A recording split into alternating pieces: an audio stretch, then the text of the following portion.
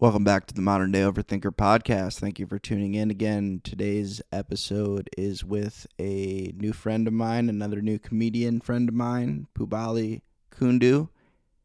We had a long episode, and not only a long episode, an interesting episode where we talked about a variety of things just across the board. Talked about a new phobia that I'd never heard of before called trypophobia.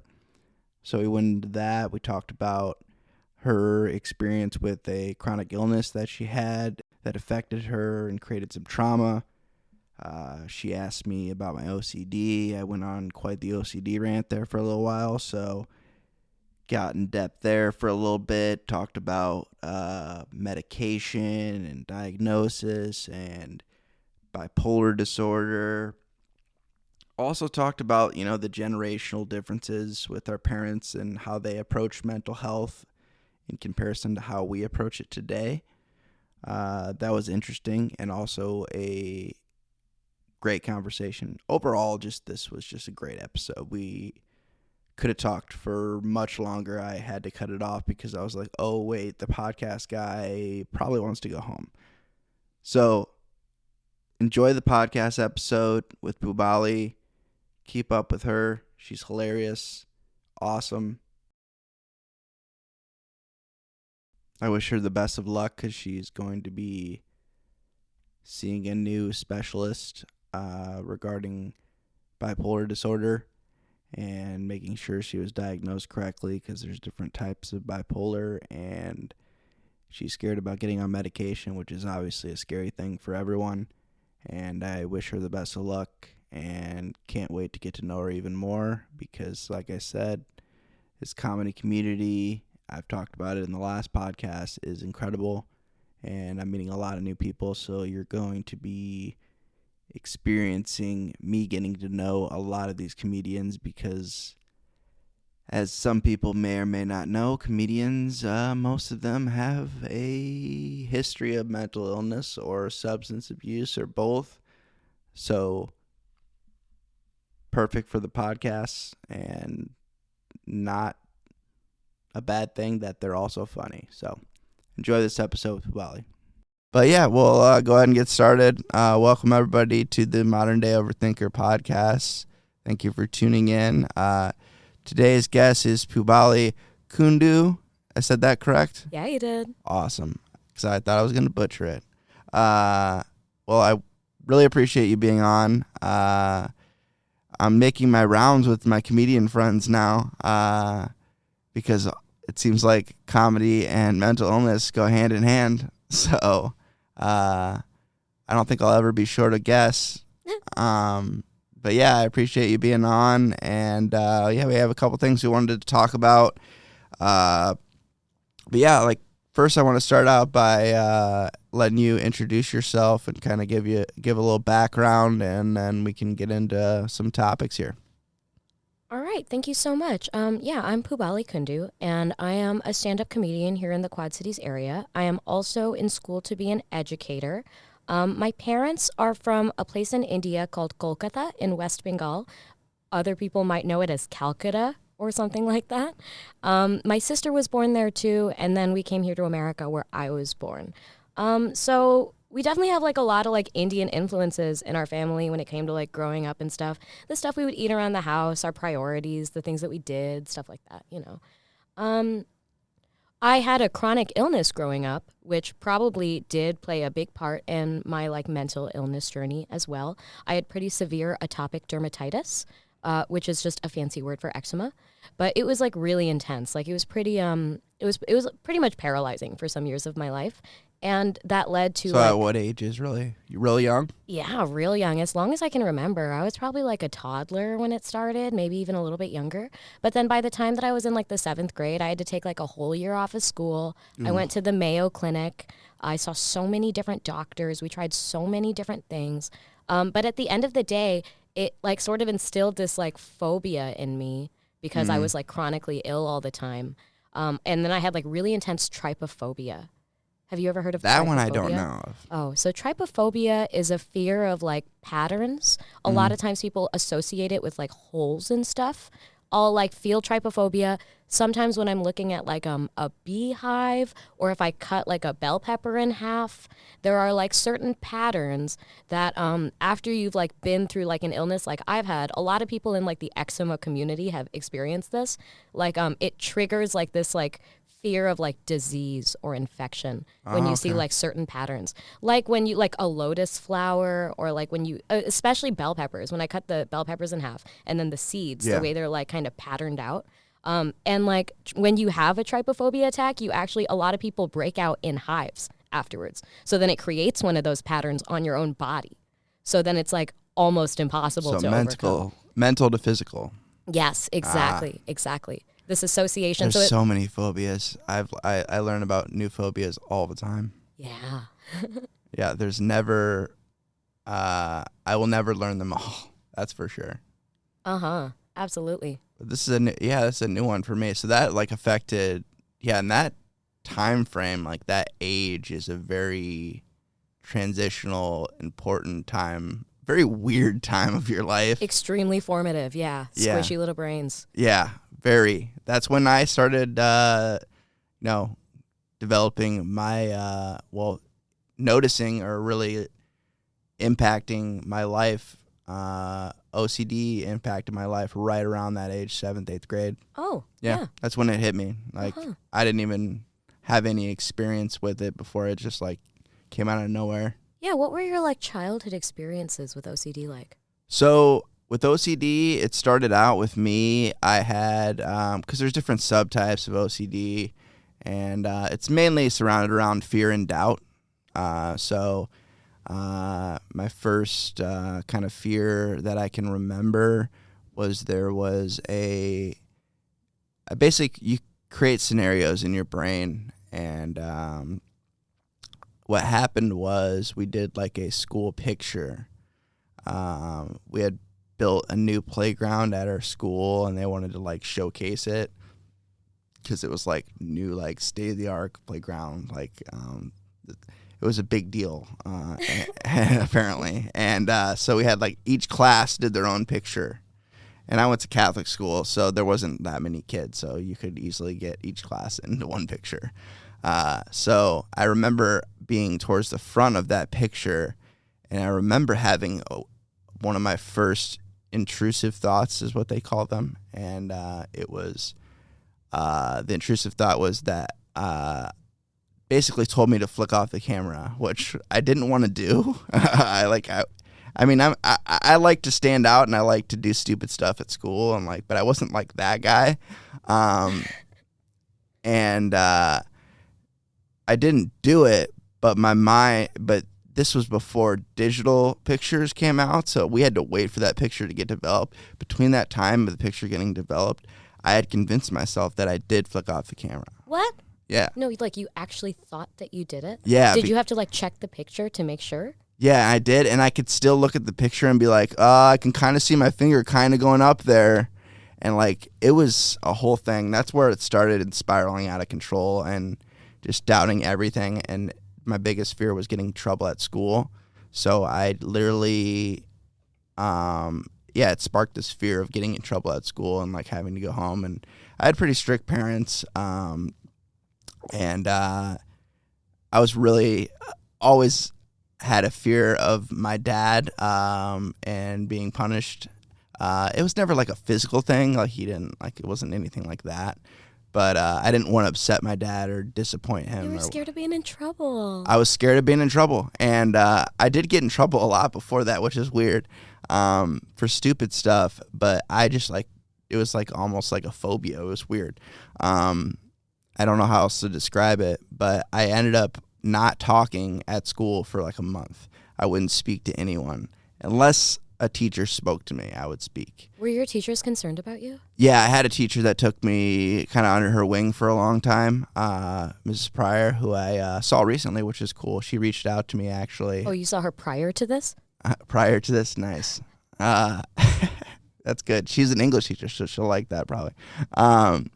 But yeah, she didn't really understand it but she was very comforting and helpful and wanted to give me help and noticed what was going on and really cared about me. And that was really helpful. And then my parents got me into therapy. And at first they misdiagnosed me, of course. They actually misdiagnosed me bipolar right away. Within 10 minutes. It was like the flavor of the week. Like that. Like, I don't know how else to describe it. My parents were like, no. Because my mom's like, I know bipolar because she has she has siblings that had it. So she's like, no, this is not it. And so we switched. It was a psychiatrist, actually. So we switched psychiatrists. And then the guy like that I ended up seeing for a while, he was like, yeah, this is OCD for sure. And then I was able to work on it from there and kind of understand it a little bit more. And it's been a ongoing thing ever since, but it's definitely a lot better than it was then. But like, yeah, it was just like a completely new thing that I had to learn about and learn that I have to live with it. And, there's obviously medication for it, but it's still always there. And there's certain things I have to I had to do a lot of therapy and a lot of exposure therapy of basically not doing compulsions that make ease my anxiety, because it ends up creating kind of a snowball effect and making it worse. So Yeah, absolutely. So what kind of compulsions go with your fear and doubt OCD? it could depend, like checking things. Yeah, like the finger thing, the middle finger thing. I actually had a fear of like any picture for a long time. So I would like clench my fists like this, which nobody can see right now. But I would like clench my hands into a fist to make sure I wouldn't do that.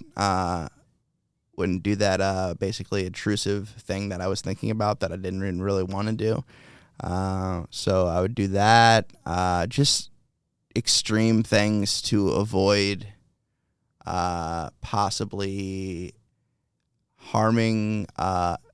I got into harm OCD for a little while, which actually has been mainly the most impactful, which harm OCD is a subtype where basically you have a fear that if you don't do something, some type of compulsion or checking on something, that something bad's going to happen to somebody else. Yeah.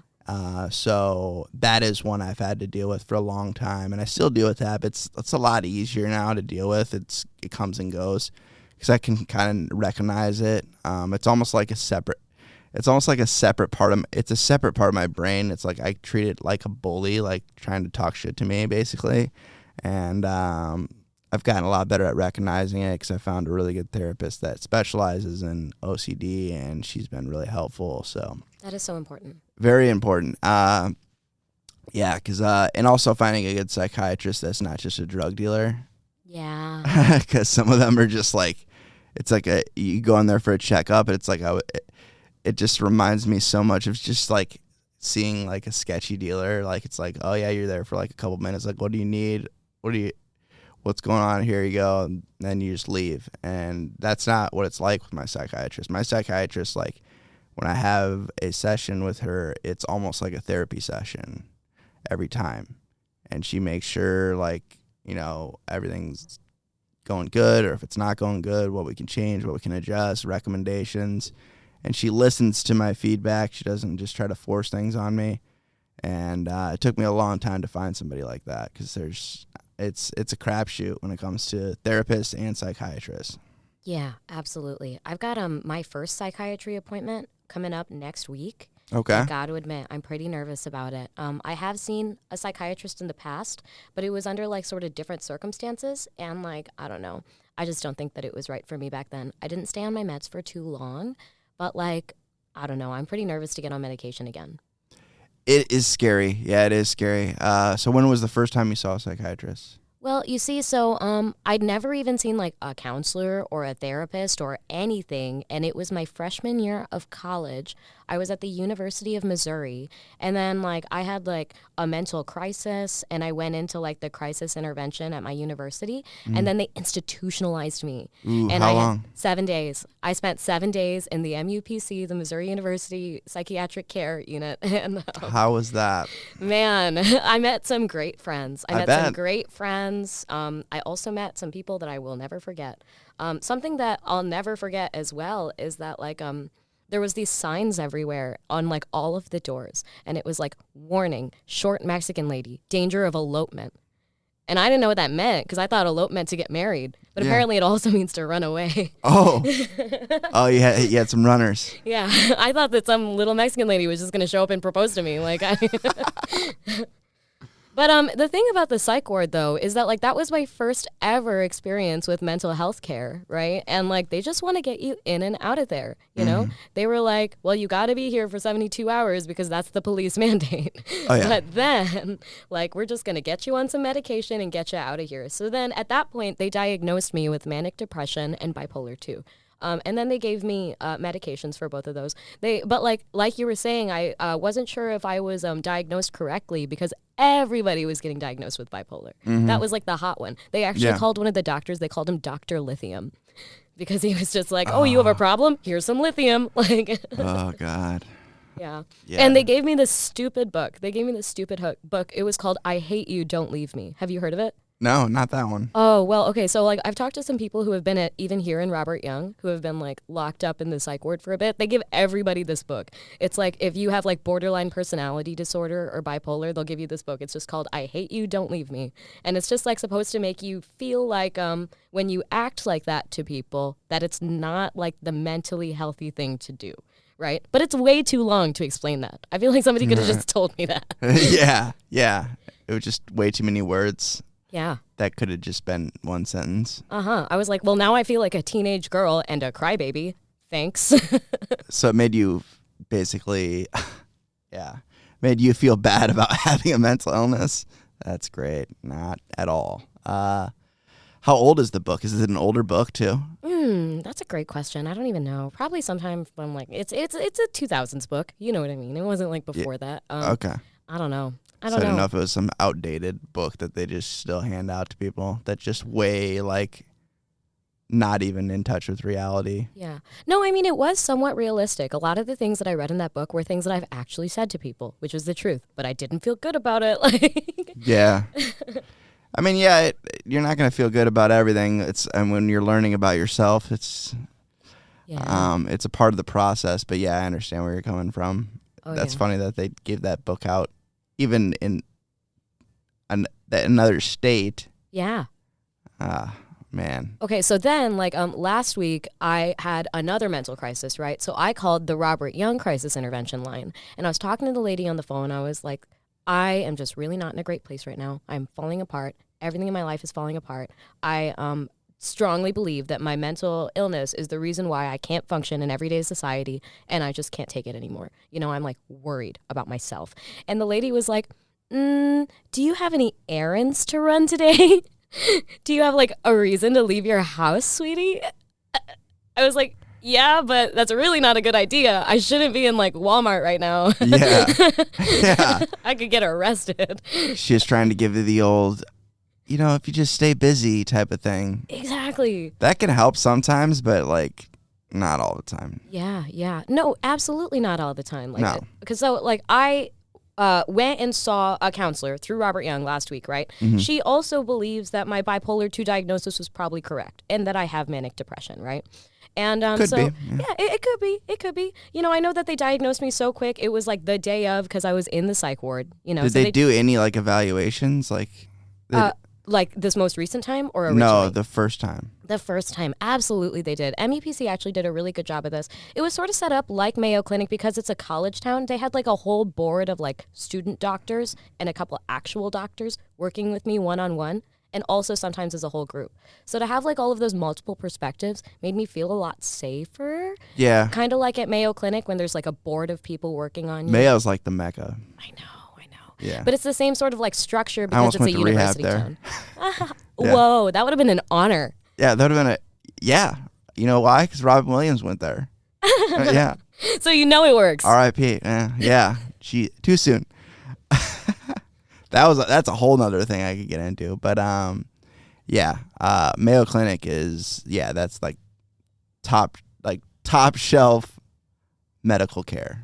Mm-hmm. Yeah. Absolutely. That place is amazing. Yeah, yeah. And some of it is their resources, but a lot of it I feel like is their structure. Like no matter what sort of illness you have, they have a whole team of people running tests, doing research on you. And Hmm. it's like the kind of place where it's like appropriate for one doctor to say to another one, like, I disagree, you know? Yeah. Whereas that's not something you find everywhere.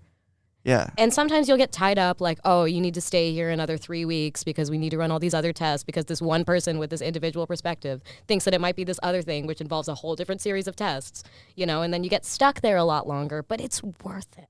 It is worth it to Yeah. be properly diagnosed. Oh, yeah. Yeah. Absolutely. Yeah. So take me through it. We were at freshman year of college. So Yeah. that was how long ago for you? Because you're a lot younger than I am. Yeah. Yeah. So I'm 23 now and I was 18. So it was 5 years ago. Okay. 5 years ago. Yep. So 5 years ago, I went and saw my first psychiatrist ever, and they put me on a mood stabilizer and an antidepressant, and oh my God, I was not having it. I felt like a crazy person. Like I was already mentally ill, but then I took these pills, and like I wasn't even a human being.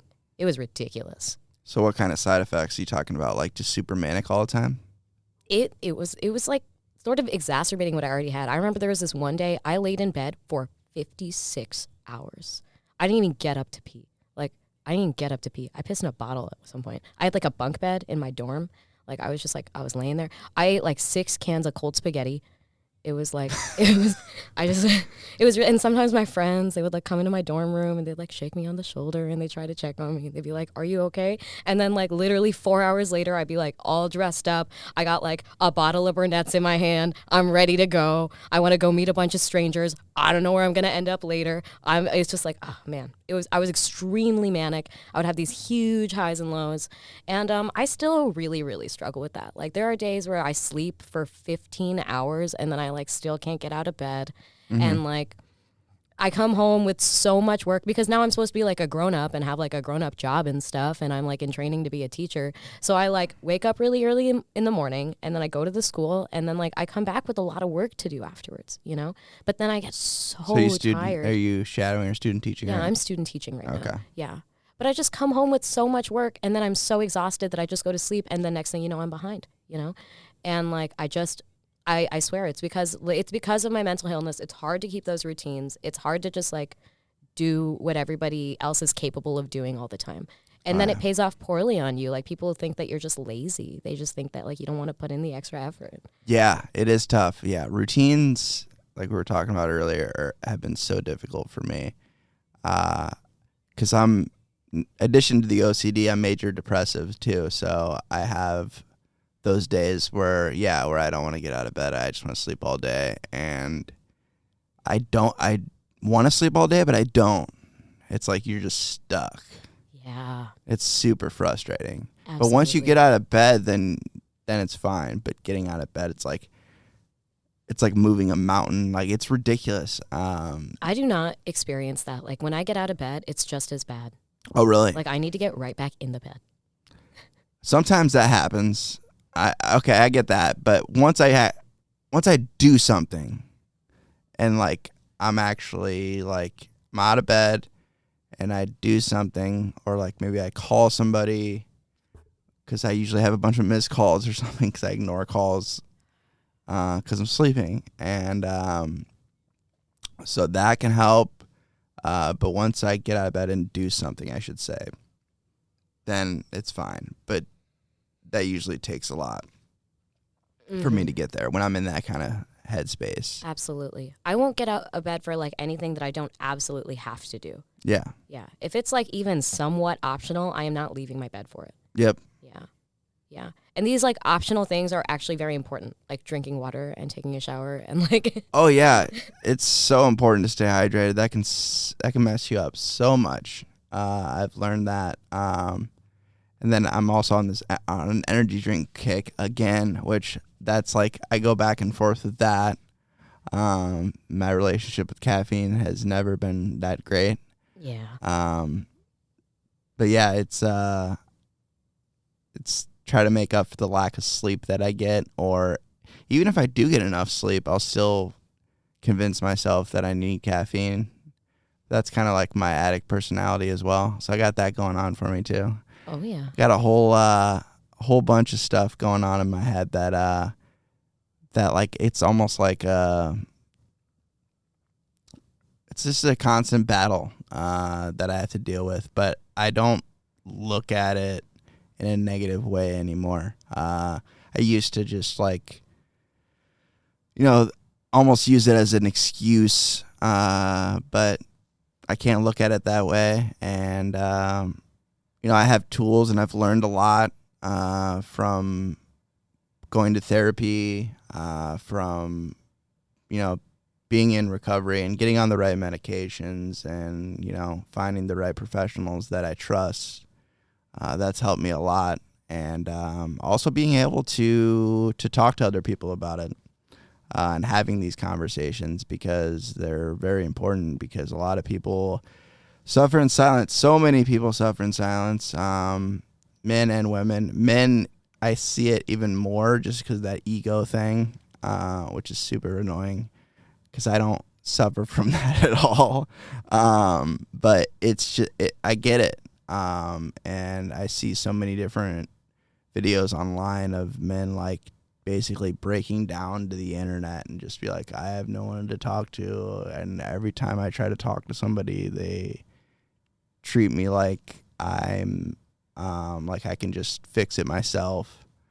And you can't. A lot of these things you can't fix yourself. You want to, and it's a control thing, and you get into this like a power trip of things you want to be able to control, but you can't. It's that's why people in recovery, that's why they say the serenity prayer so much. Even if you're religious or not religious, it makes sense, because there are things you can't control, and you have to accept that.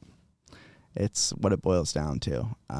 And yeah, you can't let your ego or pride get in the way, because it will take you down very quickly. And I've seen that happen to multiple people, just because they were afraid to talk about it, or, they thought they could do something by themselves that they really just needed to ask for help. And it's not, it's getting better, where it's getting easier for people to ask for help, and less taboo or less like shameful, because more people are understanding than they used to be.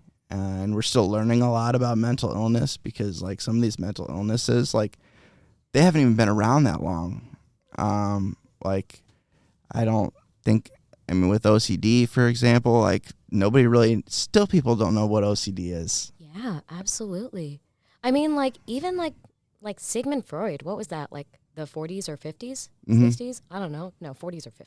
I would say 40s. Or yeah, something like that. But like, I don't know. Modern day psychology has just changed so much within like 1.5 generations.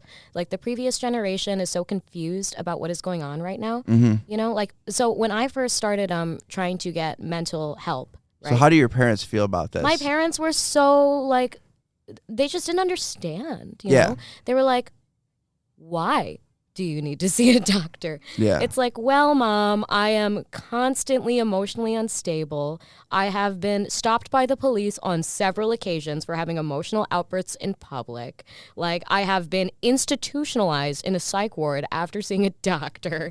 Like, clearly, I am a danger to society. And myself. And I'm going to need to see a specialist, And they were like, well, what is that person going to do for you? Those sorts of ideas didn't even exist in my generation, Like you're somebody who's just a little sensitive. But it's like, it's much more than that, because I know that it's like... And they don't know better. Yeah, exactly. But at the same time, like, man, who wouldn't benefit from seeing a mental health specialist? Like, even There's if you didn't know... There's not really any negatives to it. Exactly. Except for, like, the money. Yeah. Oh, don't get me started on that. I work with health insurance. I know all about how terrible it is. You work in health insurance? Oh, yeah. That is so awful. No, I don't work for a health insurance company. Yeah. I work for a benefits company. Okay. So basically what my job is to explain to people their employee benefits that they have through their company. So my company partners with a bunch of big companies. So I work in a call center. We call it a service center. Isn't it tedious? Very tedious, yeah. Yeah, it's detailed. You have to know what you're talking about. I'm licensed actually Oh, for health and life insurance. Yeah, which was also a huge pain. And somewhat expensive. Not my company helped me out with it though. So yeah, but I see people having to deal with financial hardships because of insurance and insurance companies not wanting to pay, or the insurance is just not good. The issue is not just the insurance companies; it's the providers taking advantage of the insurance companies, and that's what drove up premiums. absolutely. Yeah.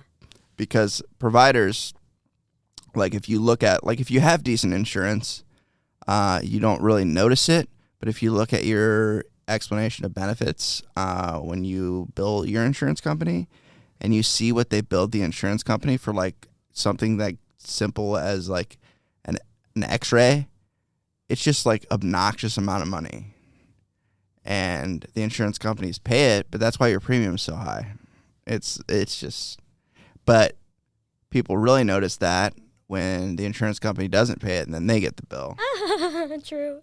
Oh, it's so bad. But yeah, insurance. That is a drawback. But one thing I do tell people when it comes to therapy, if you have a full-time job, or even a part-time job, depending on your employer, every company that I've ever worked with has something that's called the Employee Assistance Program. The Employee Assistance Program is a free resource that's provided by your company, and they usually work with, typically with a third party, where it's basically a hotline that you can call, and they will set you up with a therapist, and they will pay for up to usually 3 to 5 sessions, so that gets you started. They should ask you to sponsor them. Yeah, there's different companies that do it. But not a lot of people know about that. And that's, even if you don't have health insurance with your company, this is still like a standard benefit. And also life insurance. Most companies have life insurance. A lot of people don't realize that they have a life insurance policy that their company is just paying for. So that's another free benefit. But obviously, that's a totally different circumstances if you have to use that. But yeah, so as far as your upbringing, your family, since your family's not from here, they probably view the mental health stuff way differently than, for example, my parents, who it may be a culture thing. Is that kind of a barrier that maybe your parents it was just like completely unheard of, like, Yeah, to go see a therapist? Yeah, therapy isn't like extremely normal. It's not like super normal to be diagnosed with mental illness, but like a lot of your aunts and uncles have been diagnosed with mental illness. Yeah. Yeah, so that must be a huge cultural difference, just to like have a family that like knows that it's like a real thing that a lot of the population experiences. It's not just like some new thing that's coming out, But like in my family, I don't know if anybody's ever been diagnosed with a mental illness, because again, like this generation is seeing a lot more available diagnoses than before. Oh yeah. I don't know. I don't even know, like what do they use, like the DSM-5 now? I don't know what number they're on, but Yeah. I don't know. yeah. But still, like they're constantly adding new ones in there because they're breaking down the symptoms into finer and finer categories, and it makes it really, really hard to, first of all, receive an appropriate diagnosis and also explain to your family what's wrong with you. Yeah, I didn't even know there was different types of bipolar until the last couple of years. Yeah. And I'm honestly like unsure which one fits me best. Like I've had several doctors tell me that I have bipolar 2. I think that the difference is like the time frame that you spend in your highs and your lows. Like some people have them that are like within the day, and some people have them that take like weeks. Yeah. You know what I mean? But man, like I don't think that I could put mine down on a calendar like that. I just know that like on some days, like it is not happening, and on other days, like anything except for what I'm supposed to do is happening. Yeah. Yeah. That's got to be tough to narrow down. But something else that I feel like a lot of people didn't really tell me about when I was growing up is like when I was young, I was itching to get on birth control. Like when I was like 15, 16. I wanted to be on birth control so bad. And like all the girls in my school were on it. And, they were like, it's going to help you regulate your periods or whatever. It's like, they're already regular. But like, yeah, it's like, I'm pretty sure that's normal. Yeah. But at the same time, so like I don't take birth control because I have had several experiences with the pill. Heard this. Yeah. I lose my mind. It is terrible for my mental health. Like I recently tried getting back on birth control and I told my roommate ahead of time, I was like, so I'm going to start taking these pills. And if you see me acting funny, like you just go ahead and let me know that it's just the pills. Literally 3 days later, he finds me 100% naked, screaming, crying, hooting and hollering. It's all that. I'm underneath the kitchen sink, like in the cabinet. And I'm just like bawling my eyes out. And he like comes up to me and he like touches me on the shoulder. He's like, Pubali, it's just the pills. And I was like, what? I made it all up in my head. Like birth control drove me insane. You're not the first person to tell me that. Yeah. They don't tell little girls that. They really should. Yeah, they might now. Maybe. I hope because there's been, there's several examples. I've heard it from a couple people. That's why they took a different route or they just don't take birth control at all. Yeah. No, those hormones, they really get you. I bet. I can only imagine. Yeah, if there was, that's what I'm saying. I don't know why there is not yet a male birth control. I've heard about them working on it, but it's like, yeah, I'm sure it'll be the same thing where it's gonna mess us up. Yeah, that would be so gaslighting for men, because they would already have to like mask their feelings to hide behind their manly egos. You know what I mean? Oh, then they'd have all these internal emotions from being on hormones, having all this extra estrogen in their body. It's like, why am I crying? I'm not acting weird. You're acting weird. Yeah. Oh, man, that would be terrible. Yeah, I wouldn't need that on top of all the other stuff that I have to already deal with. Yeah. Yeah, I've heard some horror stories about birth control for sure. Mm-hmm. And then, there's like, also I've heard about people, weight gain is another thing I've heard from multiple women that got on birth control. It's just like, didn't take long. They were just like, all of a sudden they had 25 extra pounds just from being on birth control. It's ridiculous. Mm-hmm. So it's like, yeah. And I didn't know all of this until, I don't know, way too late in my life. I should have known this a long time ago, but yeah, I didn't, I didn't hear about it until later, but yeah, it's really, it's something I can't relate to, obviously, but I can understand it. It's just like, because I expected, as a man, like, you're like, yes, she's on birth control. I don't have to worry about it or all that stuff. It's like, you have a bunch of other things to worry about. Yeah, but you have plenty of other things to worry about. I have been crocheting for 3 weeks and you didn't even notice. You get really into crocheting. No, that was just an actual thing I said to my 16-year-old boyfriend once. Not that my boyfriend right now is 16. I meant like when I was 16. I was like, that's we have a separate conversation? I could turn the record button off if we need to talk about that. Oh God. But so I'm glad you're taking the next step to see somebody, and you'll probably be able to tell pretty quickly whether or not they are a good fit for you. If you've seen specialists in the past, so that's good. What I'm so worried about is that I'm gonna like get on a medicine and I'm not gonna know right away, and it's going to affect my career. Because I'm supposed to be working with kids. Mm-hmm. And, like, there has been days where I, like, cried in my classroom. It's extremely inappropriate. Like, kids are not supposed to see the adult in the room being emotionally unstable. It is bad for their mental health. Yeah. So it's, like, my responsibility as a person to keep it together. Mm-hmm. But, like, I am trying to work towards that by, like, seeing a professional, getting on some medication, because I know, like, I don't think that I can do it without it. But this journey, like, I'm just really afraid about, like, how that's going to turn out for me in my day-to-day career. Yeah. Well, timing's not terrible, though, because you're coming up on summer break's not too far away, so you got that Exactly. going for you. Yeah, yeah. So you'll have a little bit of a period where you can make those adjustments, because typically most medications you can usually see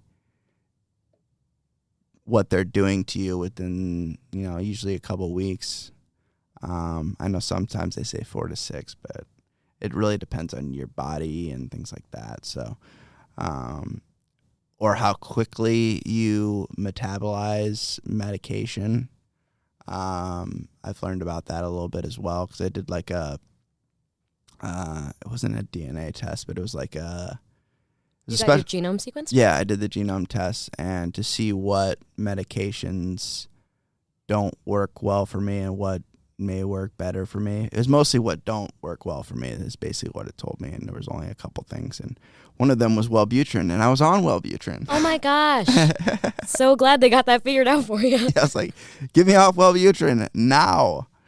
I've heard mixed reviews about that one. Sometimes Wellbutrin works really well for people.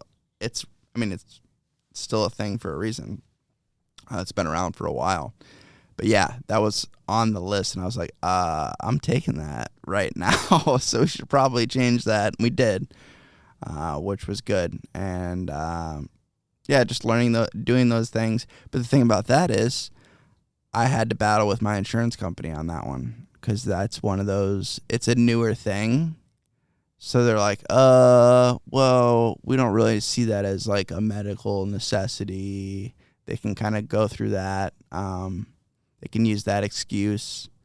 Or if it's, they don't think it hasn't been around enough for them to say that it's an actual like official, like, I don't know what the wording for it is, but they can basically use any excuse they want to deny you, because they have all the power, which is frustrating. But luckily, the company that did it was very, I was able to negotiate the cost down to like a couple $100, which originally it was $2,500. Oh, so yeah, that's terrible. So that would have hurt. So yeah, I was able to get it down. And I think if you are under, they go by how much you make your income. So they base it off of that. So I don't make a ton of money, but I make decent money. So I had to pay some money, which is fine. But if I made like less than, like say if I made less than 30,000, I think it would have been like next to nothing. They would have just covered the costs, or they have like some type of grant or something. I don't know how they do it, but or it's a write-off probably for them. But yeah, that was a cool thing to do. I'd recommend that if you're able to do it. Most psychiatrists know about it now. I had no idea it was really a thing. My sister had done it before I did. But yeah, basically checks your body to see what works, what medications are that your body's gonna say no and reject those medications, and they're not gonna work for you. So kind of, because it's hard to find what medications work for you, because there's so many different ones out there, and this helps eliminate those.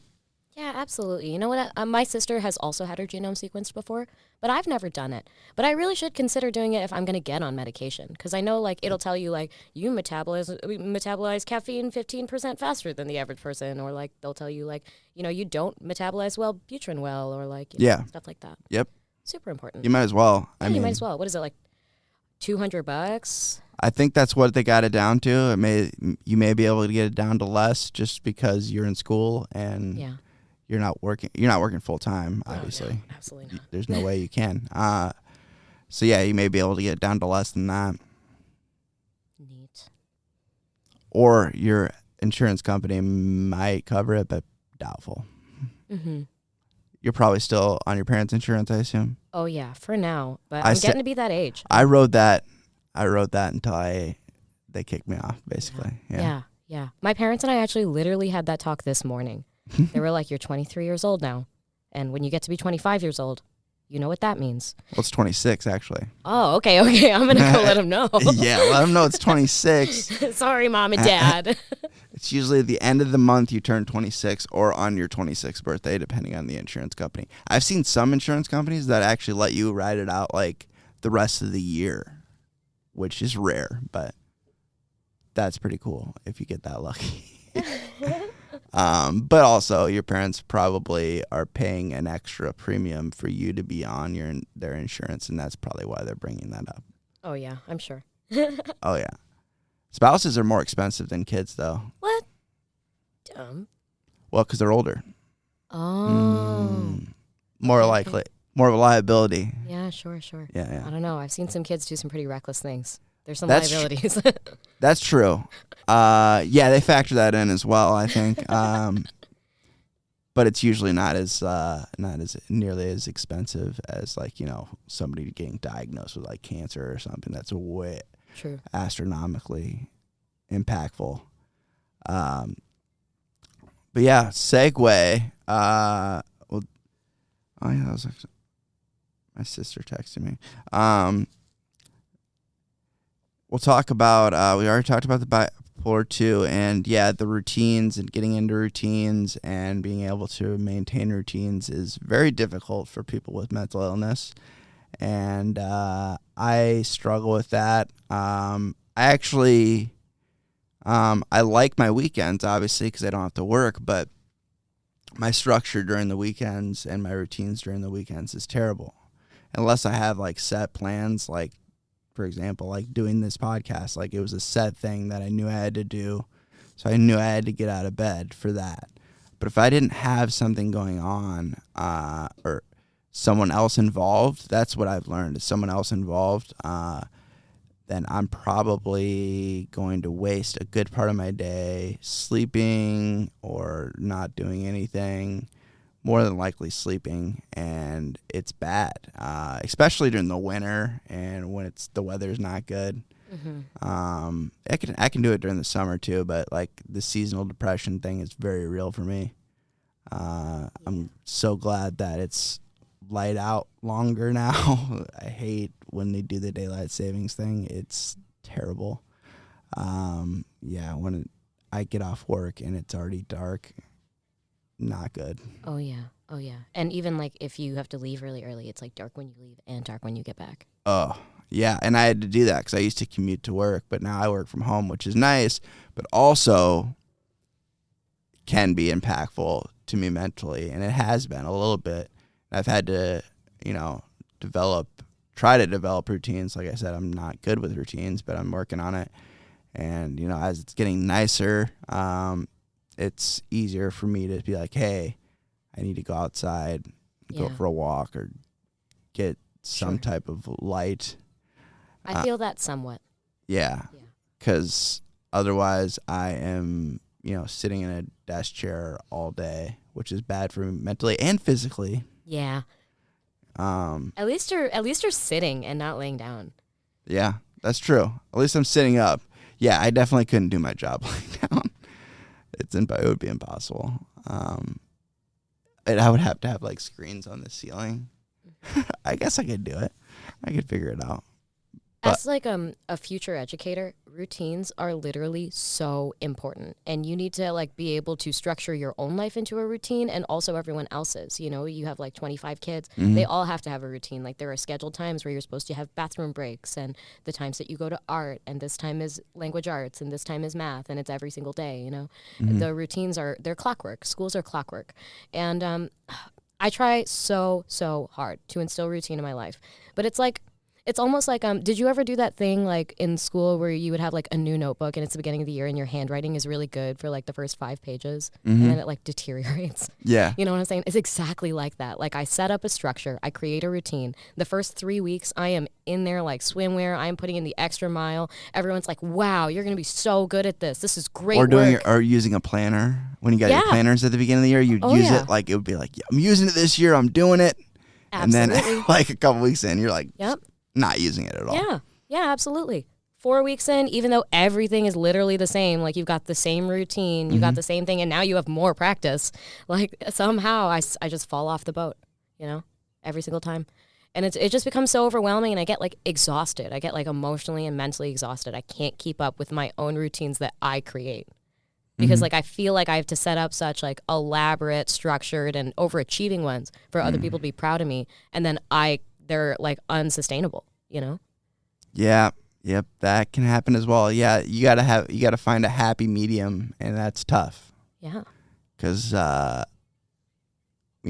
most people, like myself, if I'm going to do something and commit to it, I have to, like, as they say, full send, like, completely, like, do it. Otherwise, I'm not doing it. Yeah. It is one or the other. One or the other. There is no halfway in the door on this. Me and Zach talked about that, too. Yeah, he talked about things like, he's like, if I knew I wasn't going to be good at it, I just wouldn't do it. Like, for the longest time. But he's learning that, that can't be the way you live your life. It's just not a good way to live your life. It's not a good way to look at things. Like, if I'm not good at something right away, don't do it. Or if I'm not going to fully commit to this, I'm just not going to do it at all. It's just not. You have to try new things. You have to fail. Failure is a big part of life. And I've learned that more and more because I used to be so afraid of it. But that's one of the things I've learned with comedy. Like, I have had, it's been such a hit or miss, especially because I'm new to it, where like I'll have a really good set and then the next time it'll just be completely terrible. Yeah, that'll happen.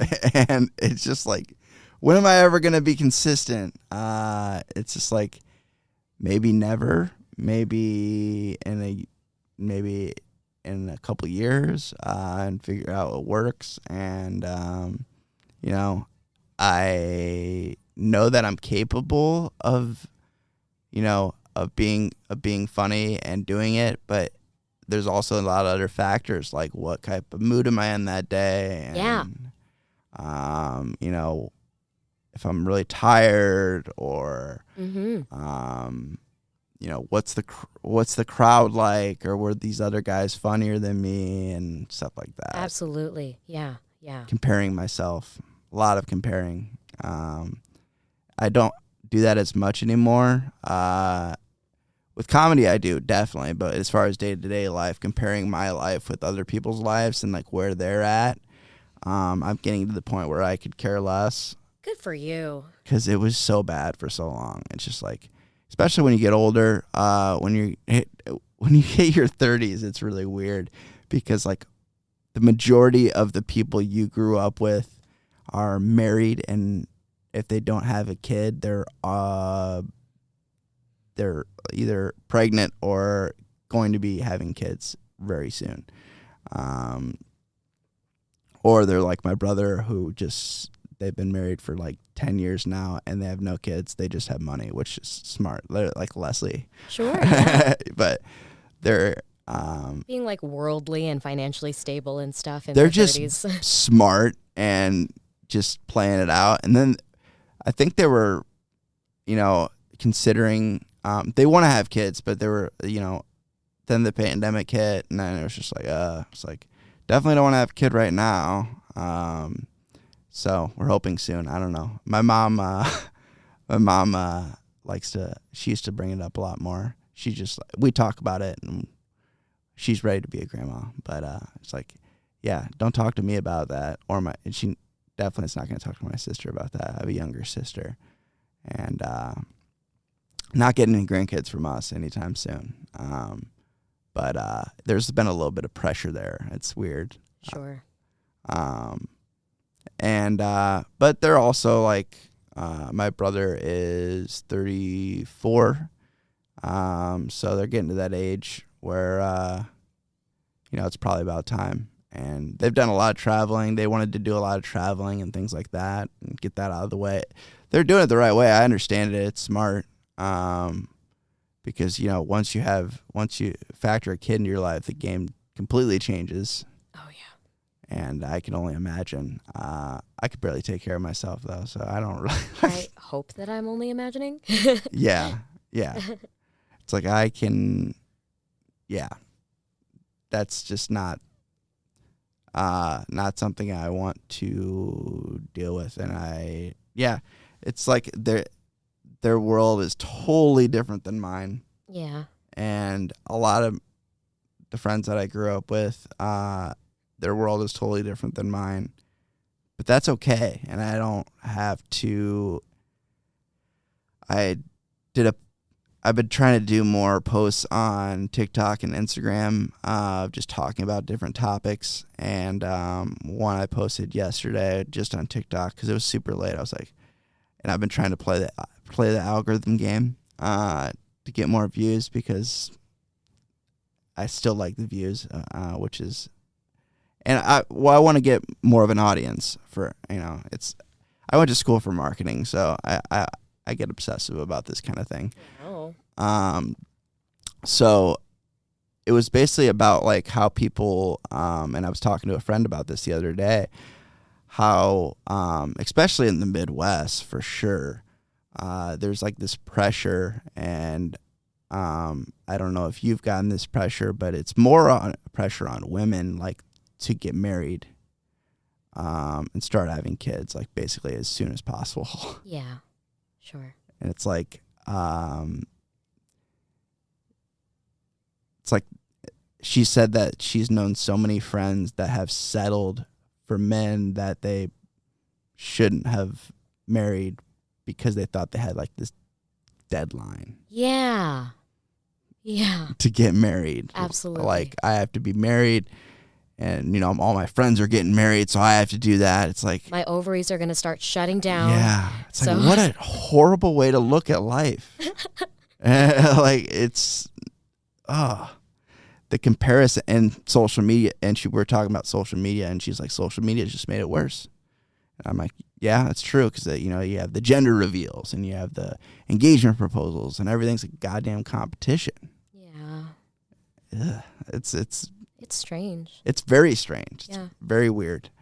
And I just, the way I use social media now is totally different. I know I'll still like, if you post like, that you had a kid or something, I'm, obviously excited for you. That's a cool experience. And I'm supportive of that, of course, but I use it totally differently. I've been sharing like my comedy stuff and, the podcast stuff, and sharing, just my thoughts and my experiences, and not just sharing just the good things about my life. Yeah.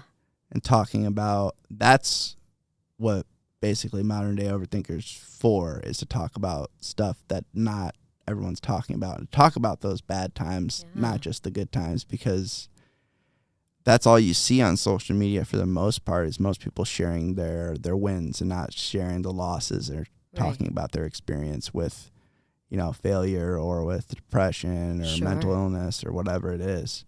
Life is messy, though. Yeah.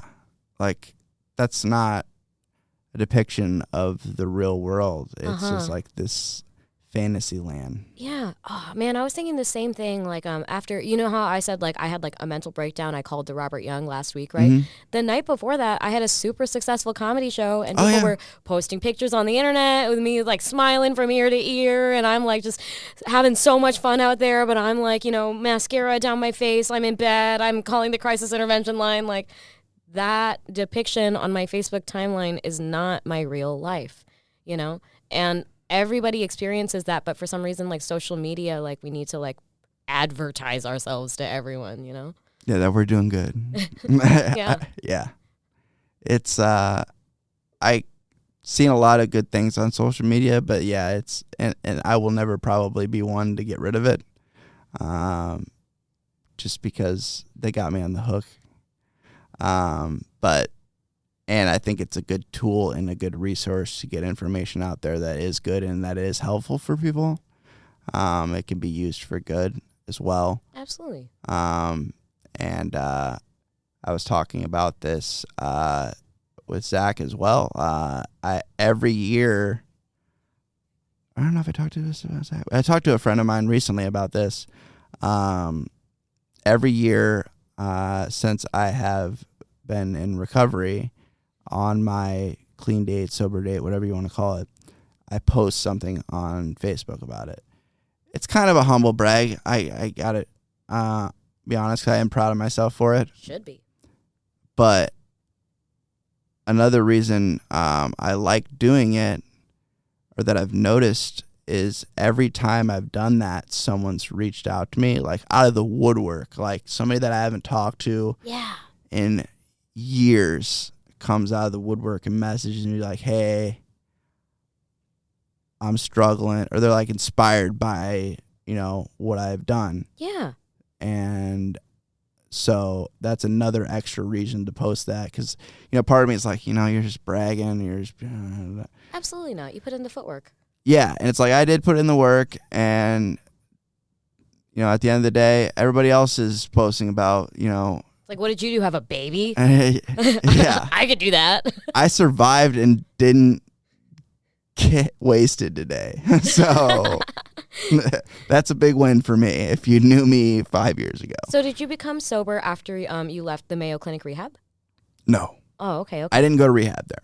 Oh, okay. I visited there to go to rehab. Oh, okay. And it was a cool experience. So what's your sober journey? How'd you get sober? So it happened in 2017, shortly after a couple things happened. So in September of 2016, I got a DUI, or OWI, I think they call it in Illinois, because it was in Illinois. It was a Wednesday night. At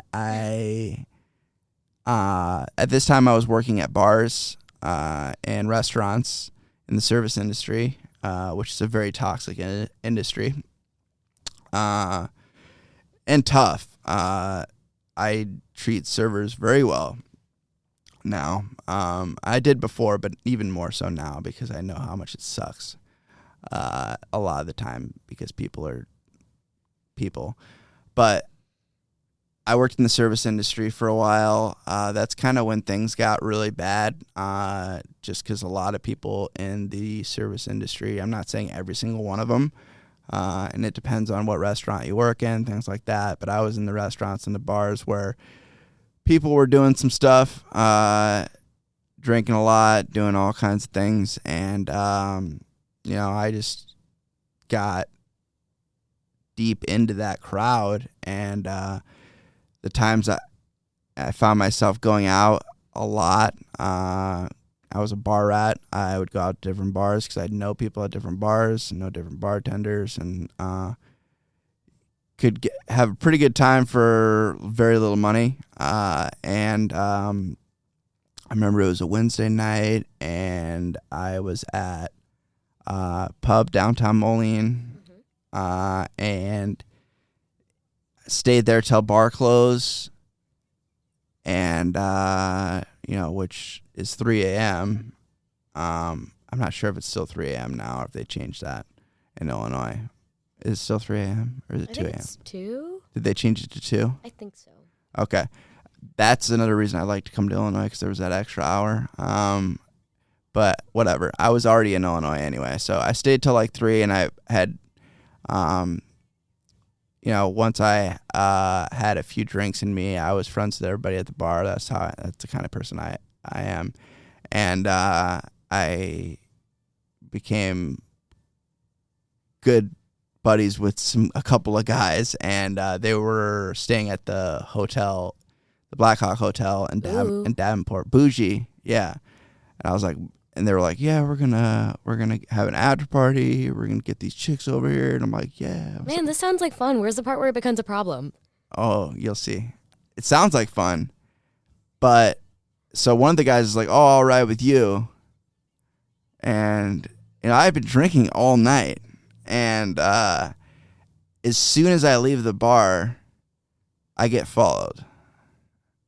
By, like, police? Yeah. Okay. I didn't notice at first. And, River Drive in Moline, the speed limit's like 25 or something. What? Well, I don't know if it's River Drive. what's the street? Like right by. I got into Rock Island before I really started getting followed. I think, or before I noticed. Mm-hmm. You know that right by the stadium, the speed limit's like 30, Yeah. and that's too slow. And Yeah. I was going like 40, 45. Seems like a 45 road, but it's actually a 30 road. Yeah, Yeah. it's definitely weird. Everybody speeds on that road. Totally. But you know, they had probable cause to pull me over, and I got pulled over like right. I was almost home free. I got pulled over right before the Arsenal Bridge. And right by Sherry Busso's office, so I don't like her for no reason. And so I had to do a field sobriety test, all that good stuff. You know, I knew I was done for. So I ended up having to go to jail overnight in Rock Island. Oh, overnight? Yeah, because I didn't have anybody to call at that time that was awake. Yeah, because it was like 3. On a Wednesday. Well, Yeah. technically Thursday morning at this point. Uh-huh. And I was not calling my parents. Oh. There's no way. Yeah. So what did you do in the morning? So I called a friend, and I left him a voicemail. And he got up, and he showed up around 8:30, 9 o'clock, and bailed me out. Yeah. Yeah, it was like, I think it cost like $300 to get me out. Oh, actually, that's not so bad. I thought it was going to be a lot more. No, because you only have to pay 10%. Yeah. And my bond was like $3,000. Yeah. Something like that. And yeah, so I got out pretty quickly. I was only in there for like 5-6 hours. I slept a little bit. Felt like trash, obviously, super hungover, and then I had to go to work. Yeah. After you spent the night in jail? Yeah. Did you work at a bar? Yeah. Oh no. Yeah. I had to work a double because I worked at 2 different bars at that time. That's so awful. So I worked the day shift, and then I had to go to my night shift, and then I was living at home, and that was the first thing that happened. And then I ended up losing my license for 6 months. But I wasn't ready to be done. I slowed down a lot. I was like, yeah, definitely, like, it was definitely a red flag for sure. Yeah. That some things were not right. But you were still like drinking and stuff, just trying to be safer. Yeah, just not nearly as often though. Yeah. Mainly because I couldn't really afford to. Yeah. Because I was getting hit with a bunch of fines, and I had to take classes. Oh. Stuff like that. Yeah, they make you jump through a bunch of hoops. And yeah, so how'd you make the decision to go sober? You slowed down then, but then what? Then I was at my friend's wedding, and I met somebody at that wedding who somebody introduced me to them. They had told me that this is somebody that I have a lot of respect for. And he introduced me to this other guy. They're both business guys that have their own business, or they were in the car business. And this guy had wanted to. He had another business partner in Peoria, and they wanted to start a cell phone repair business. And they knew that I was kind of a techie type of person. I had never done that work before, but I could easily learn it. And I, went to business school and, have a good background in marketing and things like that. And, yeah, so we started a cell phone repair business in January of 2017. RIP QC Phone Repair. It lasted 6 months and went under. During that time, about right before it ended up closing, and things were not going well, and I got my car towed, and it was another experience where I didn't have money to get it out, and I had to bum money from my parents. I used my parents like a bank for the longest time, and I'm paying them back now with interest. Because my dad's a businessman, and I'm paying it back for my mistakes, which is fine. And it was a lot of money that my dad kept track of every time he loaned me money, every single time. It's like that. Oh yeah. And I racked up with the car that they bought me. It was tens and thousands of dollars. Yeah. That I'll be paying off for a long time. So that was when it was kind of like it wasn't a huge thing, but I partied all weekend, got my car towed. It was Memorial Day weekend. I didn't have enough money to get my car out, so I decided that I had to reach out for help to get my car because I didn't have the money to get it. So I reached out to my mom, and she went and got my car, and she brought it to where I was working because I had partied all weekend, but I wasn't going to drive because I had just got my license back, and I just got a new car because I had in between that, I totaled my car as well. I wasn't drunk or high or anything. Unrelated. But it was in between. Like, there was like a gray area where I had my license, but I was about to lose it, and I totaled my car. Okay, so your mom is coming to pick you up to bail out your car. Did your fear and doubt OCD play any part in this? Were you afraid your mom was going to be disappointed in you? Oh, yeah, I already knew. You already knew. I already knew.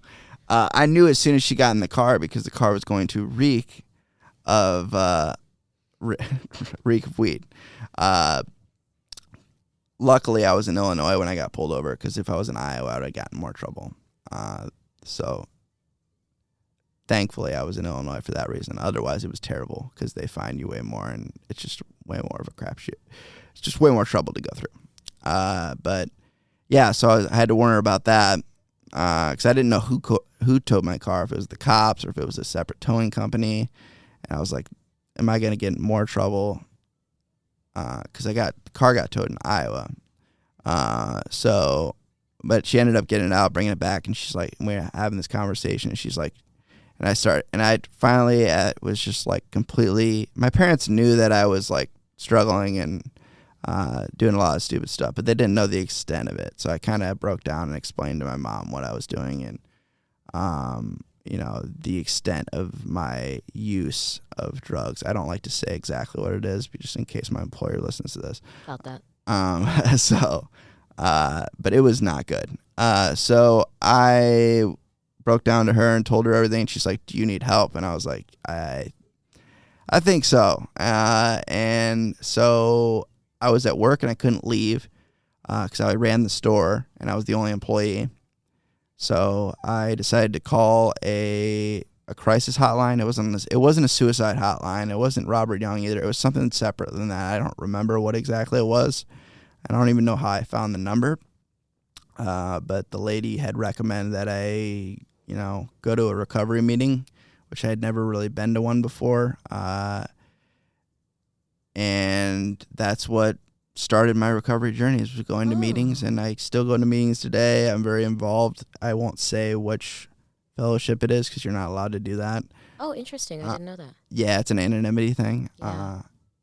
If any of my old-timer friends listen to this, they'll get really pissed off if I say that. If I say specifically where I go to meetings, which it's pretty easy to narrow it down. There's only a couple different types of meetings to go to. You're treading in some dangerous water. Yeah, you're treading in some dangerous water. So yeah, I'll just say 12-step meetings, and you can figure it out from there for the most part.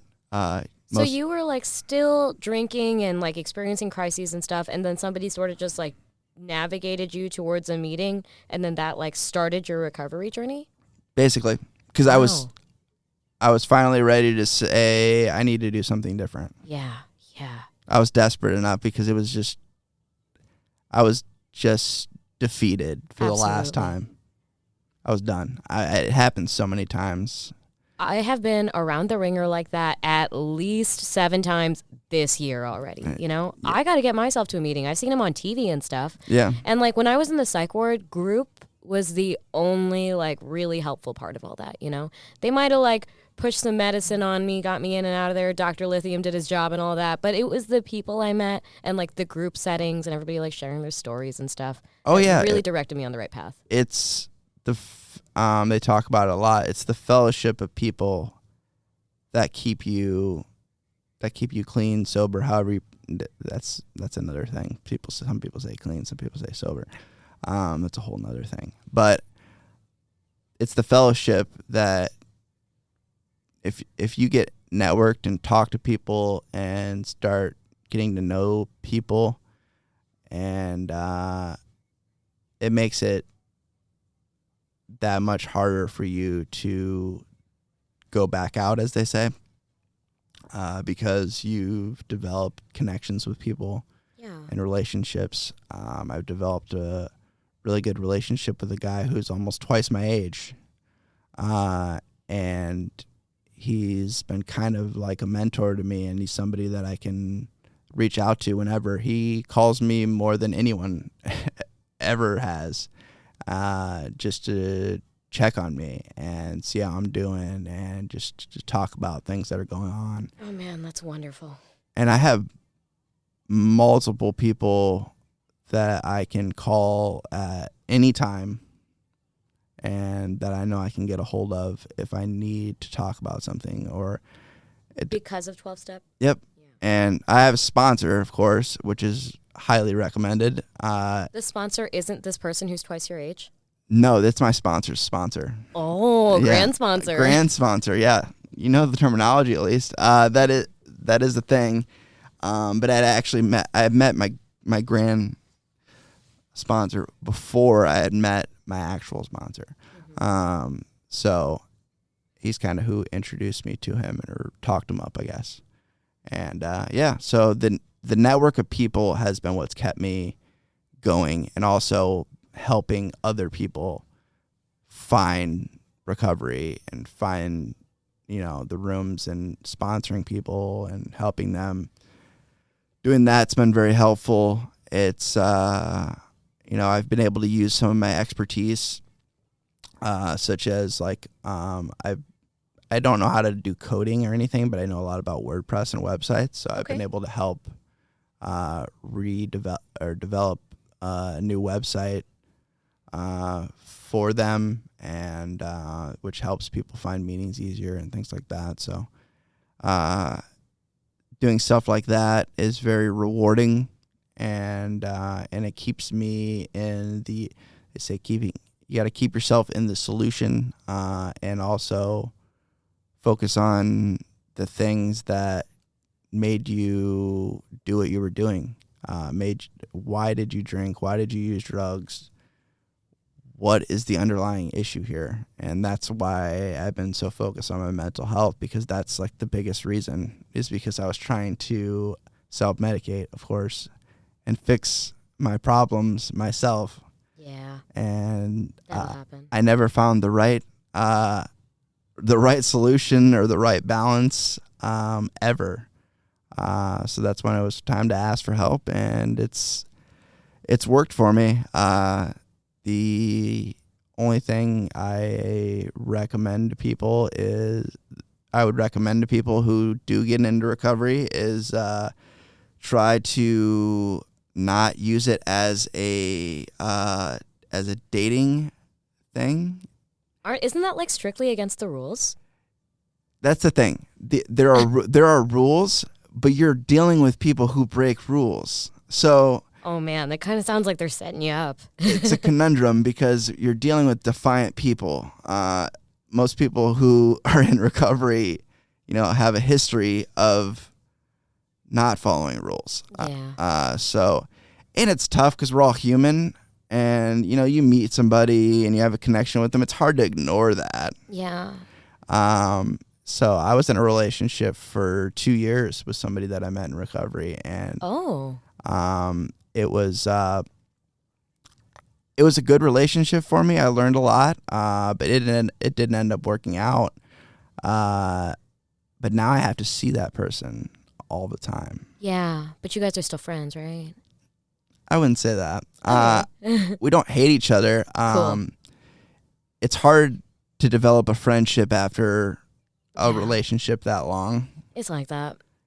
That's the longest relationship I've ever been in, so it really throws me off. Mm-hmm. Because I've always been kind of a loner and solo type of person.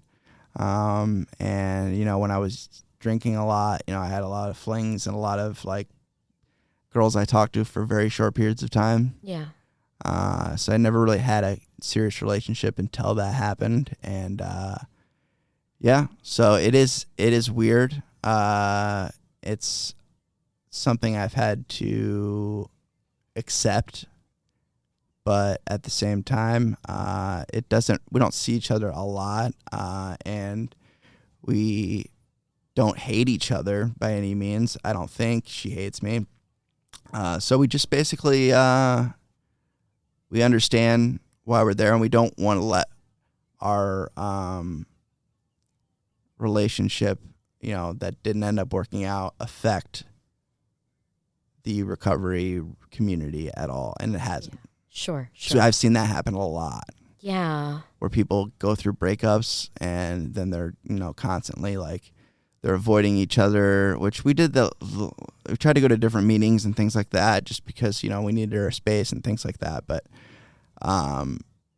we didn't make it a big deal and talk a bunch of crap about each other, to other people. And we tried to, because we know we're both educated people and see the bigger picture and know why we're there, and we know that we need to help other people out, and that's more important than any issues that we had. And it's so hard to it's awkward, but when you're focusing on bettering yourself, and then you feel so isolated from everybody else because you're trying to focus on bettering yourself because you've got problems and stuff, and then you feel isolated from society, and then you meet somebody else who's experiencing the same thing, and then man, it's so hard to be in a relationship when you're trying to work on your mental health, when you're trying to work on your sober journey, and she's stuff. trying to do the same thing. Yeah, and you're both trying to do the same thing, and then you find yourself leaning on each other, trying to support each other, but not even being able to support yourselves.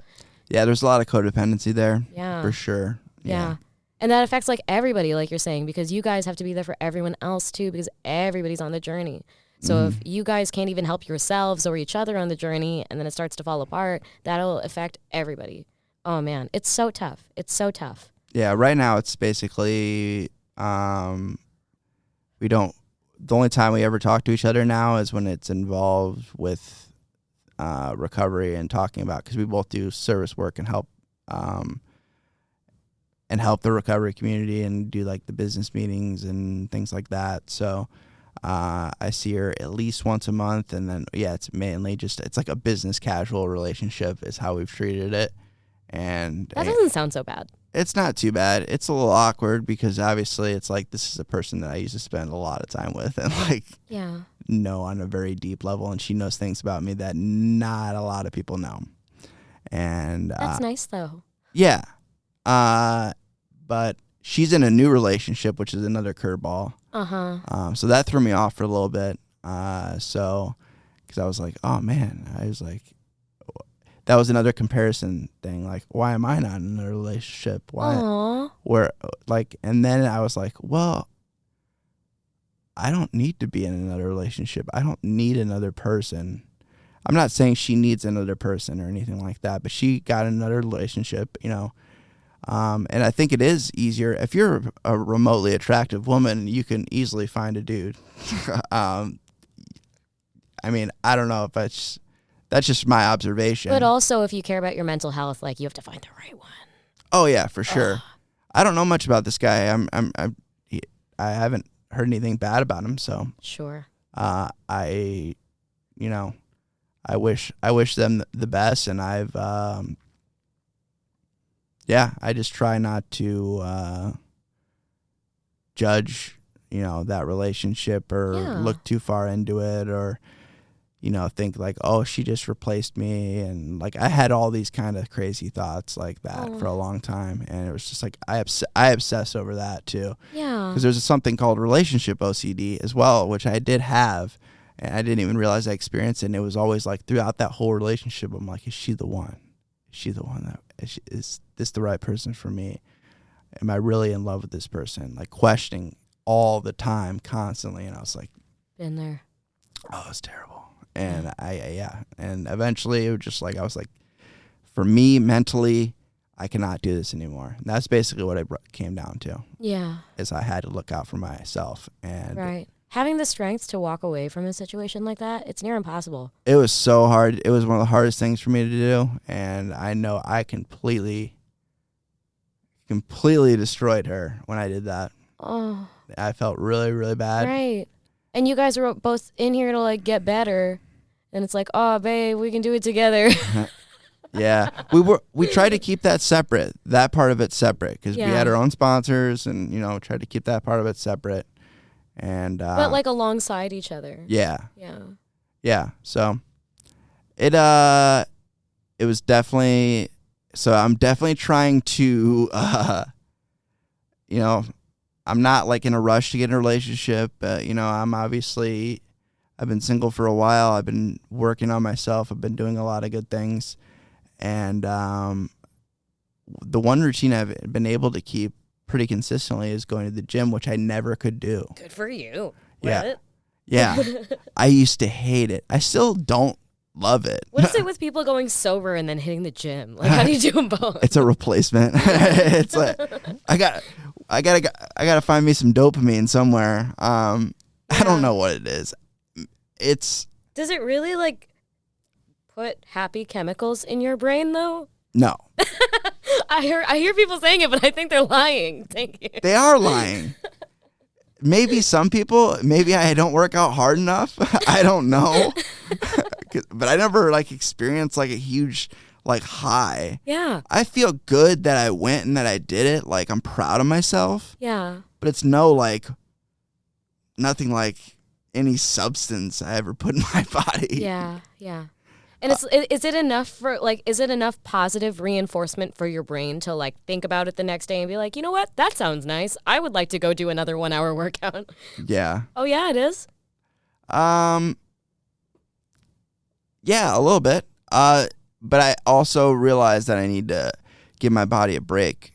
Oh, sure. That's a great problem to have. From the people I talk to, that have been doing this for longer than I have, I use my brother as a resource because he's been working out and has a good routine.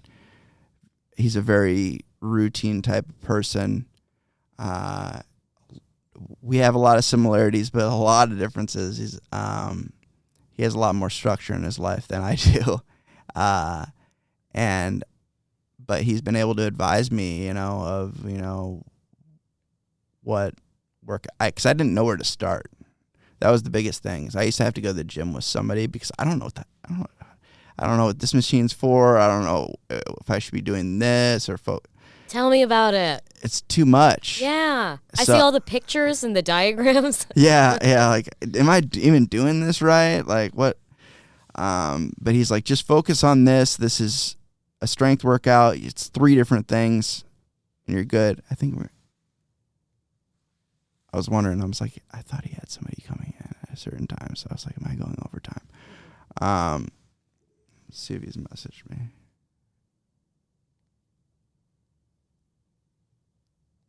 Okay, he hasn't messaged me yet.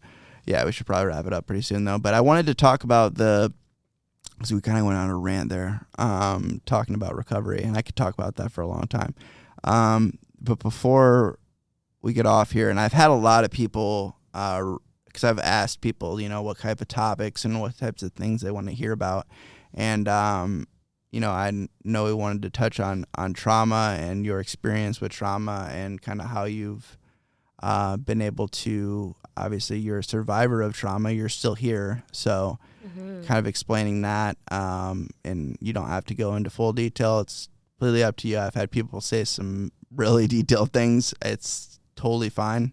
I like to keep things open here. So. Oh yeah, absolutely. Well, different things can be traumatic to different people. Oh, of course. Like no matter what your life is, there's something in your life that was traumatic for you. And it might have been something stupid. It might have been like, and like, I'm actually a believer of this idea that there's like kind of good trauma and bad trauma. Like there is trauma that makes some sort of like aversion for me to stay away from things that aren't necessarily great for me anyways, But I've experienced trauma in my life in a lot of different ways. Like there's been like what I was saying about my chronic illness growing up. That was extremely traumatic for me. Yeah. Yeah. And I would have like this intense phobia. It made it hard for me to like have faith that I could be out all day. Like if my family was like, hey, we're taking a trip to the museum, like I would be like, I don't know if I can do that, because halfway through the middle, if I see something that triggers my trypophobia, I'm going to break out in hives and then freak out, you know? So then like, and it was extremely defeating, you know, that trauma, and it kind of created this like constant level of anxiety because I was always afraid that I would see something that would be triggering to me. Yeah. And then I got sort of like a second chance, you know? It was so crazy. Like my family isn't like a very religious. We're not a very religious family, but like there has been some times in my life that I was so down bad that I would find myself praying to like a God that I don't even know, and I don't even come from a Christian family, you know? But like I remember it was 2019 and my family was in India, and everybody was always going out and doing stuff, and like we had a trip to Rome planned, and like I couldn't get out of bed. I couldn't like move my arms out all the way. Like my skin condition was getting so bad. I was pretty much immobilized, right? And I remember like crying and laying there and like praying to a God I don't even like know if I believe in. But then I got better, like out of nowhere. And I'd never experienced that before because I've been chronically ill since I was just like a little kid. Like my entire life, I'd always been sort of like set back a little bit because of my skin condition. Yeah. And then that kind of got associated with like a mental health problem because now I have this phobia and then I have this constant like anxiety and stuff. But then I got better and my trypophobia has reduced since then. But at the same time, like I still see like the effects of that trauma like left behind, you know, like not just in terms of my phobia, but also like socially. You know, I was always like the neglected kid on the playground. I was having like a really hard time fitting in. I got stuck out of school a lot. And like, I don't know. I don't know. Trauma has stuck with me through those experiences, even though I got healthier. And I can still see myself acting in ways that I would have when I was a kid when it was actually affecting me. You know, as if like today is going to be the last day that I can go out and have fun. You know, because I might be in bed for 56 hours tomorrow because I'm too sick. You know, I see that sort of like idea affecting me everywhere I go, that like this constant might be fear. Yeah, this constant fear that like I won't get a normal tomorrow. That like right now is my only time to like express myself and do whatever I want to because like I could be sick again. You know, so that's like one piece of trauma that has affected me. But also like I've had other like types of trauma in my life that weren't like slow pieces of chronic trauma, but like kind of like all at once traumatic events. You know what I mean? I've had a couple of those in my life too. And you know what? I've become extremely emotionally unstable for that reason. I find myself feeling this like need to explain it to everybody all the time because like I'm afraid they're going to think I'm crazy. You know, I'm afraid that they think that like I'm acting out of line, that like maybe they won't like me anymore. It's like I'm a little kid on a playground. You know what I mean? I still feel very much not like an adult a lot of the time. Yeah. Yeah. Absolutely. Right. And I feel like all of this trauma sort of ties together, you know, like this idea like I need to prove to this person right now that the way I'm acting is reasonable because I might not get the chance to prove it tomorrow, you know? I don't know. But, like, I'm working on that. I'm working on, like, just trying to explain myself less, you know? Like, Yeah. Other people see you. They see you acting on your trauma. They see you acting out of line. They see you not holding up to, like, the structures of society, saying, like, that's, like, an inappropriate thing to do in public. You can't be airing out your dirty laundry all the time or whatever. Yeah. You know? But at the same time, like, we all have minimal control over the way we respond to things, you know? Some people more so than others, and it depends on the circumstance, you know? So, like, we all like to think that we create the way that we act to other people, but, like, a lot of us don't have control over it all the time, you know? It's like a sort of response thing that just kind of happens, and it comes out of your body before you even start to think about it, you know? So then, like, when other people see that you're not behaving as your best self, it's easy to judge other people. And for that reason, I've always felt like I had to like over-explain myself. But now I'm kind of getting to the point where it's like, yeah, I'm a crazy person, so Yeah. just get away from me. Deal with it. You don't need to know how this happened to me. Just be like, I'm a stand-up comic. They'll be like, okay, I get it. Yeah. That's all you have to say. Because every single comedian, especially the ones that have been around for a while, are the funnier ones, I should say, which is, they have some type of, trauma or past experience or some type of mental illness or some type of darkness inside them that, that's the reason they do comedy. One of the main reasons they do comedy, and they want to, they want to make people laugh because I don't know, it's hard to explain, but it's like I haven't found another type of group of people like this. It's very similar to people I've met in recovery. It's very similar, except for a lot of the people are getting drunk and high. Yeah. It's besides that. They're coping a different way. But as far as like the openness and the camaraderie and the just the community and the acceptance is very similar. Yeah. I think it's like that in like every sect of art, Yeah. Music, theater, Yeah. comedy, artists. They're troubled people. Oh yeah, for sure. But it's just been like, but I've also heard that, I think we have something special in our comedy community that I've noticed. Because Zach was saying like that it's not like he's lived in other places and it's not exactly like that. He didn't feel as accepted. Yes. Is it like that in, because you obviously don't live in the Quad Cities all the time because you go to school. Mm-hmm. Is the comedy community a little bit different? It is a little bit different, absolutely. Because you're in Bloomington, right? Yeah, I'm in Bloomington. I'm in the Bloomington Normal area. And don't get me wrong, a lot of the there are some great people, probably. Yeah, there are great people, and they do know each other, and they've got like a tight little community just like we have, but it's much farther spread out because it's not like a centralized kind of hub, because it's like people from Peoria, people from like the outskirts cities. Like we're talking like within a 45-minute, and I guess that is kind of the Quad Cities too. I forget that sometimes. Yeah. But at the same time, like it feels so tight-knit here, and I feel like that's just like a staple characteristics of the Quad Cities community in the first place. It's inherently different than any college town.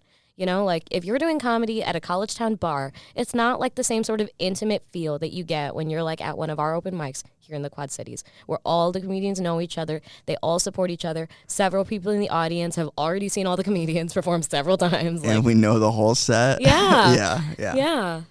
It's different. It's just different here. It's different than being in a college town or at like, a metropolitan bar. It was funny last night when I went to the show last night. Mike Adralis, who is one of my favorite people, he's such a character. He's like, because I told him that I paid to get in. And he's like, you paid to get in? You already know all of our jokes. He's like, you've already seen all this, and I was like, yeah, but it's like I paid because I wanted to support it and support the show. Yeah. I didn't expect to get a free pass just because I'm a comedian too. Like, I charge all the comedians who show up to the Broken Saddle show. You do? Yeah. I've never paid. Well, no. Those are the actual shows. Sorry. I only go. I think You mean the open mics? the open mics is free. Yeah, so it's free, right. I think I don't know if I've gone to this show yet. Yeah, you have. I remember because I opened the pay. mic up afterwards. Yeah, I think that you did pay. I did pay. Yeah, I did pay. Yeah. Okay.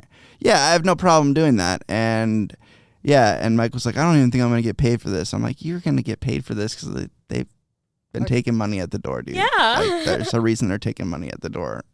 And then sure enough, he got paid. And I was like, yeah. Uh-huh. And he's like, that's not why I do it, though. He goes, I want to be famous, Colin. He's always saying that. Man.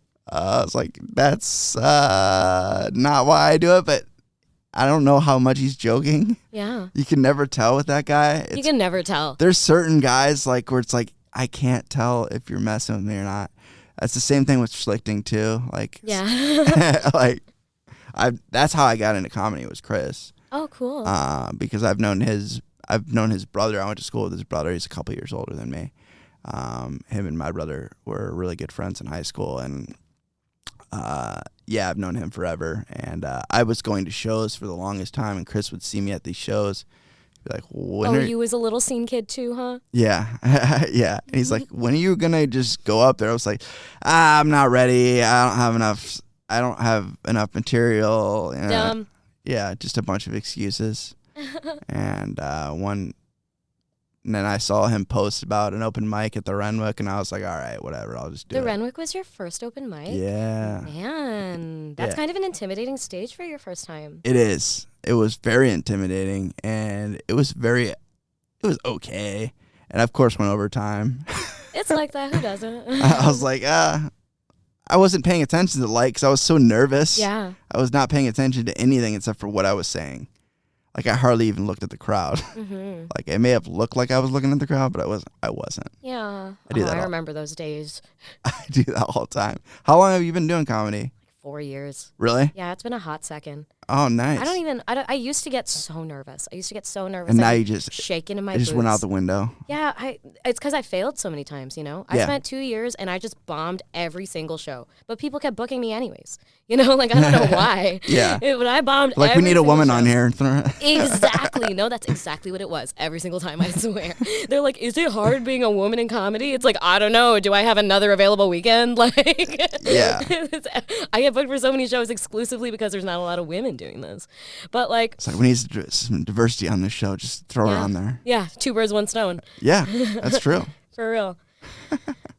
No, but they say that comedy is therapy. Oh, yeah. And like, I used to get so nervous and I would write out my sets and I'd work so hard on my content. And then I realized that like, if I was too nervous all the time, then even if I wrote the best joke ever, nobody's going to laugh because all they can see is that I'm so stiff in my body, Mm-hmm. Like, even if my jokes aren't funny, like I'm always reaching for that like low hanging fruit now. Like, I'm just doing potty humor every single show. You know what I mean? And they seem to love it because like I'm not nervous anymore. You know? I go up there, I just talk about the last shit I took, and like everybody has fun. I'm like all loose in the body and stuff. And it's gotten to the point where it's like sometimes I decide like, screw my set. I'm just going to talk about what's going on in my life. I do that all the time and nobody ever says anything to me about it. So it's probably fair game. Like, it is fair game. Yeah. Yeah. And I might make that decision like literally 5 minutes before I go up. Oh, there. yeah. Yeah. Like, I had the worst day ever. Those have been my best sets where I didn't really plan out what I was going to say. I kind of maybe had a few bullet points and that was it. Yeah. Yeah, absolutely. Yeah. Especially that like traumatizing stuff, that terrible stuff that's like, I cried all morning. No, wait, I think that Mike actually did tell a joke like that recently. Oh, yeah. He's like, I didn't just cry, I cried like a bitch. Yep. But it's funny, huh? Comedy is therapy. It was hilarious. And I was like, I also probably should talk to you after the show. Like, there's been some times where people have been up there like, that was real. This was a cry for help. Yeah, this is a cry for help. Oh, man. And then, you know how he used to tell that joke about, obviously it was a joke, but he was like, depression's not real. Yeah. And now he's like, guys, I found out depression is real. I've lived in America too long, is what he said. It's like that. It's like, yep, that totally makes sense. It's hilarious. We should probably wrap it up before he kicks me out of here. All right. I'm surprised. I thought he had somebody else coming in. Maybe he just didn't want to stay that late. But yeah. Thank you for being on.